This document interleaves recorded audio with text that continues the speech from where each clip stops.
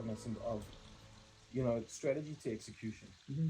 Right? In the old days, the board, they would have their strategy session, they'd put it in a file and it would sit on the cabinet in the boardroom. And, 6 months later, a year later, they go, well, how come we didn't achieve these things? Because they're linked to execution. And I'm just thinking in the same context with a data strategy, there's got to be the drive for the execution on that strategy to implement those elements and get that stuff done to unlock the actual value.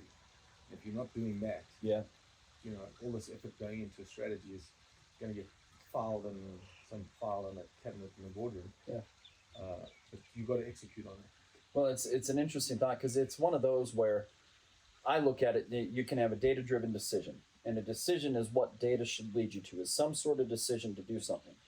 Well, great. How are you going to execute on that? And I think in the data space, what you get is a lot of people think they're being effective because they're busy versus being effective because they're effective, right? If you go and talk to clients, customers, anybody, and say, show me how the data helped you do X, Y, Z, I'm wondering how many could actually do that, right? It's going to be a very selective space. Instead, we get caught up in implementing a new tool, a new technology, even data literacy. We're implementing that. That's great. But show me how it is translating into the execution of your strategy.